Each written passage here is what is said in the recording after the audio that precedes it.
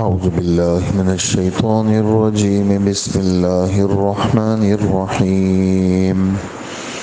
وإذ قال لقمان لابنه وهو يعظه يا بني لا تشرك بالله إن الشرك لظلم عظيم.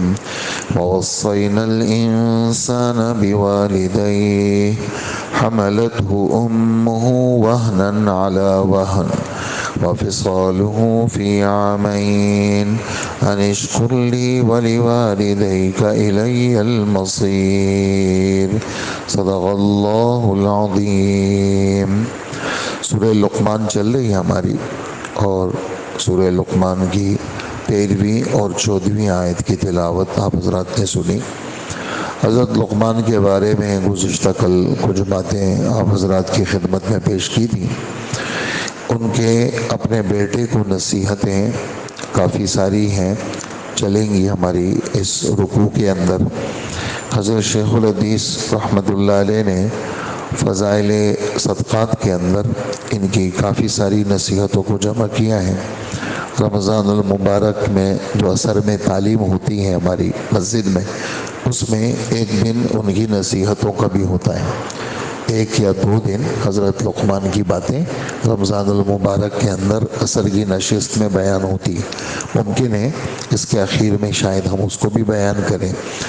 پہلی نصیحت حضرت لقمان اپنے بیٹے کو فرما رہے ہیں، اور اس میں یہ ہے کہ یعنی اپنے بچوں کو دین کی باتیں بتانا، دین کی نصیحت کرنا، خاص کر کے عقائد کے بارے میں. یہ یعنی سب سے پہلا نقطہ. بعد میں تو اور کافی ساری باتیں بھی حضرت نے کی ہیں، وہ عبادات کے قبیل میں سے ہیں، لیکن سب سے پہلے دل دماغ کو وہ اللہ کے ساتھ وابستہ کرنا، اللہ سے شکایت نہ کرنا. ہر معاملہ ہر کوئی معاملہ جس قسم کا جو بھی حال آتا ہے، اس حال کی نسبت اللہ کی طرف کرنا، اور ہر حال کے اندر اللہ سے راضی رہنا، اور اللہ کے ساتھ عبادت کے اندر اور کسی بھی صفات کے اندر اللہ کے ساتھ غیر کو شریک نہیں کرنا. اللہ کے ساتھ غیر کو شریک نہیں کرنا ایک لمبا موضوع ہے اور پوری شریعت کا خلاصہ ہے.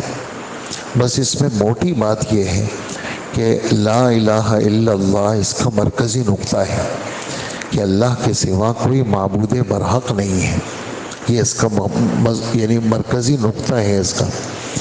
اس سلسلے میں اللہ جل جلالہ کا جو دستور ہے، ان کا جو معاملہ ہے اور ان کی جو باتیں ہیں قرآن پاک کے اندر، احادیث قدسیہ کے اندر، وہ بہت سخت باتیں ہیں.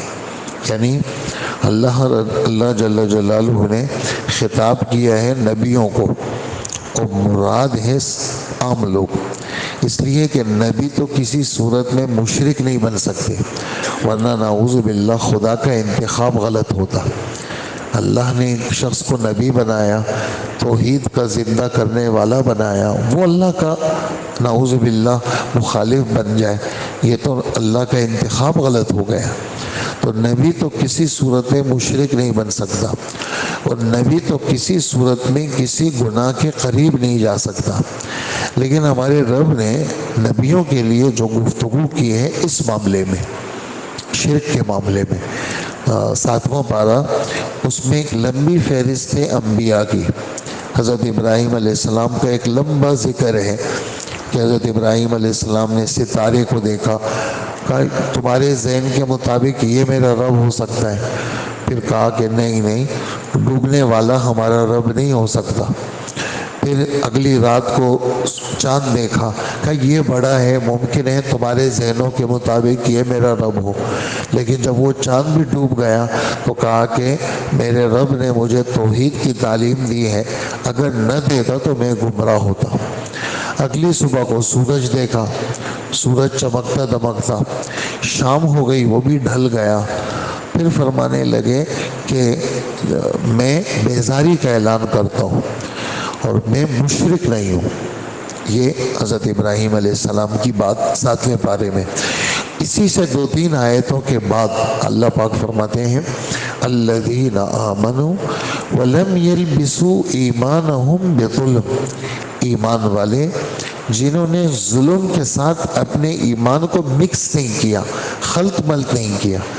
یہاں حدیث مبارک کے اندر صحابہ نے پوچھا اللہ کے رسول، ہم تو پتہ نہیں کیا کیا ہم سے ہوا ہوگا زمانے ماضی میں، اب ہم آپ کی صحبت میں آئے ہیں، ہمارے رب فرماتے ہیں کہ انہوں نے ظلم نہ کیا ہو، ہماری تو جان ہی نہیں چھوٹے گی۔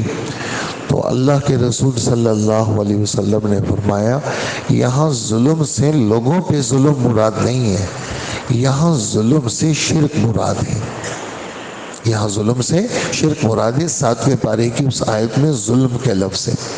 پھر ہمارے رب نے حضرت یعقوب، حضرت اسحاق، حضرت یونس، حضرت ہارون، حضرت موسیٰ و زکریا و یحییٰ و عیسیٰ و الیاس و اسماعیل و ذوالکفل و لوطا، یہ سب نبیوں کا ذکر کرنے کے بعد فرمایا کہ ذالک ھدی اللہ یہدی بہ من یشاء من عبادہ، یہ اللہ کی ہدایت ہے، اللہ کی مرضی ہے جس کو چاہے ہدایت دے۔ اب یہ ٹکڑا آگے جو میں پڑھوں گا یہ سننے کا ہے، کیا وَلَوْ أَشْرَكُوا لَحَبِطَ عَنْهُمْ مَا كَانُوا يَعْمَلُونَ، یہ کتنے بڑے بڑے لوگوں کے نام تم نے سنے، اگر خدا نہ کرے بالفرض ان سے بھی اگر شرک سرزد ہو جائے تو اللہ ان کے سارے عملوں کو تباہ کر دیں گے، ان کا کوئی عمل شرک کے ساتھ قابل قبول نہیں ہے۔ یہ نبیوں کے بارے میں یہ بات، یعنی ہمارے رب کا اتنا سخت لہجہ ہے یہاں پر۔ اسی طرح 24واں پارہ اللہ جل جلالہ اللہ کے رسول کو خطاب کرتے ہیں، وَلَقَدْ أُوحِيَ إِلَيْكَ وَإِلَى الَّذِينَ مِن قَبْلِكَ، پکی بات، یقینی بات، ہم نے آپ پہ بھی آسمان سے وحی بھیجی ہے، آپ سے پچھلوں پہ بھی بھیجی ہے۔ آگے لَإِنْ أَشْرَكْتَ لَيَحْبَطَنَّ عَمَلُكَ وَلَتَكُونَنَّ مِنَ الْخَاسِرِينَ، اگر بالفرض آپ سے شرک ہو جائے، نعوذ باللہ، خدا کی پناہ، تو آپ کے سارے عمل ہم ضائع کر دیں گے اور آپ گھاٹے والوں میں سے ہو جائیں گے۔ تو علماء یہاں یہی بات لکھتے ہیں، یہ اگرچہ خطاب حضور کو ہے لیکن سنانا لوگوں کو ہے، اس لیے کہ نبی سے شرک سرزد نہیں ہو سکتا۔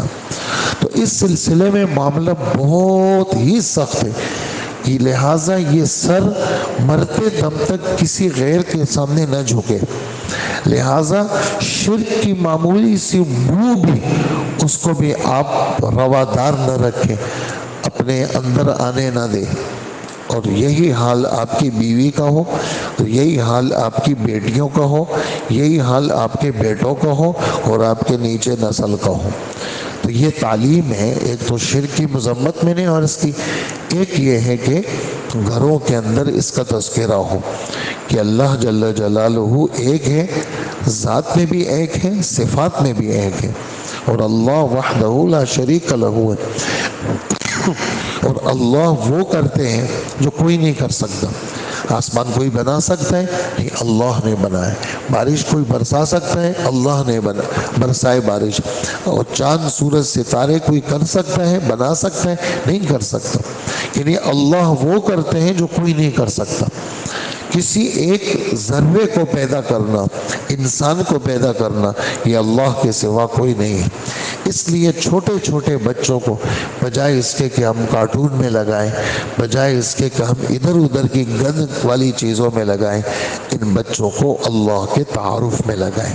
بیٹا یہ گھر اللہ نے ہمیں دیا، یہ چیزیں اللہ نے ہمیں دی۔ ہر بات میں چھوٹے چھوٹے بچے جب وہ باتیں سیکھ رہے ہوں ان کو اللہ کا تعارف کرائیں، بڑے بچوں کے سامنے اس کا ذکر کریں، باقاعدہ 15-20 منٹ گھر میں تعلیم کا حلقہ ہو۔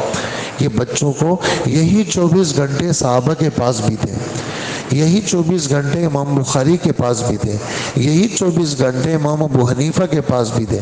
ہمارے پاس منٹ نہیں ہے، ہم کہتے ہیں ہم بہت مصروف ہیں، حالانکہ کوئی مصروف نہیں ہے، فضولیات کے اندر ہماری مصروفیات ہیں۔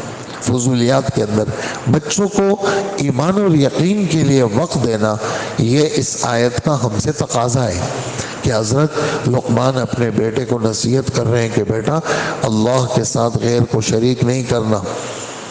ہمارے نبی صلی اللہ علیہ وسلم حضرت عبادہ ابن صامت فرماتے ہیں رضی اللہ عنہ، مجھے نصیحت کی اور مجھے میرے نبی صلی اللہ علیہ وسلم نے فرمایا لا تشرک باللہ، اللہ کے ساتھ غیر کو شریک نہیں کرنا۔ وَإِن قُتِلْتَ أَوْ حُرِّقْتَ، چاہے کوئی تجھے قتل کرے یا کوئی تجھے آگ لگا دے، جلا دے تجھے، لیکن اللہ کے ساتھ غیر کو شریک نہیں کرنا۔ معاملہ اللہ کے معاملے میں انتہائی سخت ہو کہ اللہ اللہ ہے اور اللہ کے سوا کوئی نہیں ہے، اسی وجہ سے کلمے کا حکم ہے بار بار پڑھو، اسی وجہ سے قرآن کی تلاوت کا حکم ہے بار بار کرو، اسی وجہ سے فجر مغرب کے بعد چوتھے کلمے پڑھنے کا حکم ہے کہ 10 دفعہ پڑھو، اپنے اتحیات کی شکل بدلنے سے پہلے 10 دفعہ یہ کلمہ پڑھا کرو تاکہ پورا دن تم شیطانی اثرات سے محفوظ رہو۔ اعوذ باللہ من الشیطان الرجیم فجر مغرب کے بعد 10 دفعہ پڑھا کرو تاکہ شیطانی اثرات سے محفوظ رہو، شیطان تم سے گناہ نہ کرا سکے۔ تو ہر جگہ اللہ کو لینا، اللہ کا تذکرہ کرنا، اللہ کی باتوں کو بیان کرنا، یہ ہمارا کیا ہے؟ ہمارا مقصود ہے اور ہمارا مطمع نظر ہے، اور ہم اسی کے لیے پیدا ہوئے ہیں کہ ہم مرتے دم تک ہماری یہ جبین اللہ کے سامنے رہے، ہمارے سجدے صرف اللہ کے لیے، ہماری بدنی عبادت صرف اللہ کے لیے، ہماری مالی عبادت صرف اللہ کے لیے، ہماری قولی عبادت صرف اللہ کے لیے، ہمارا جینا صرف اللہ کے لیے، ہمارا مرنا صرف اللہ کے لیے، ہمارا سب کچھ اللہ کے لیے۔ اسی اللہ نے ہمیں پیدا کیا، ہم جو کچھ ہیں وہ اللہ کی وجہ سے ہیں، ہم اس وقت کچھ بھی ہیں وہ اللہ کی وجہ سے ہیں، لہٰذا ہم کسی موقع پر کسی لمحے بھی اللہ کو فراموش نہیں کر سکتے، اور ہم ہر حال میں اللہ سے خوش رہیں۔ پرسوں کی بات ہے، یہ مسجد میں عشاء کی نماز پڑھائی میں یہاں سے یوں نکلا کہ اچھی سنجیدہ شخصیت تھی، پہلی دفعہ دیکھا ان کو، سفید داڑھی ان کی، اور آپ سے ایک بات پوچھنی ہے۔ کیا بات پوچھنی ہے؟ کہا مجھ پہ جو ہے وہ جادو ہو گیا تھا اور 3.5 سال تک میں تکلیف میں رہا، پھر میرا علاج ہو گیا، میں ٹھیک ہو گیا، آپ سے ایک بات پوچھنی ہے۔ کیا بات پوچھنی ہے؟ اللہ نے مجھے یہ تکلیف کیوں دی؟ اچھے سمجھدار چہرہ آپ دیکھتے تو آپ کہتے ہیں کہ یہ بہت پڑھا لکھا، بڑا سنجیدہ، بڑا قابل آدمی، لیکن سوال دیکھا آپ نے کیوں رکھا اللہ پاک؟ اللہ پاک تو کسی کو تکلیف نہیں دیتے، اللہ نے مجھے تکلیف میں کیوں رکھا؟ پھر میں نے ان سے بات کی، میں نے کہا کہ اللہ جل جلالہ ہر تکلیف اللہ کی طرف سے آتی ہے، لیکن اللہ ظالم نہیں ہے، اور ہر چیز میں اللہ جل جلالہ بندوں کو ترقی دیتے ہیں۔ تکلیف میں اللہ گناہوں کو معاف کرتے ہیں، اور تکلیف دے کر کے بندے کو جنت میں ایک جگہ مقرر ہے، بندہ عبادت کی وجہ سے نہیں پہنچ سکتا، اور اللہ پاک بیمار کر کے تکلیف دے کر کے وہ جگہ تک پہنچا دے۔ تو وہ سمجھ تو گئے، لیکن دیکھا آپ نے کہاں سے شیطان راستہ نکالتا ہے؟ کیوں ہوا ایسا؟ بھئی کیوں ہوا؟ کیوں کا ایک ہی جواب ہے، اللہ کے حکم سے ہوا، اور ہم اللہ کے فیصلے پر راضی ہیں، ہم اللہ کے فیصلے کے اوپر کیا ہیں؟ وہ راضی ہیں۔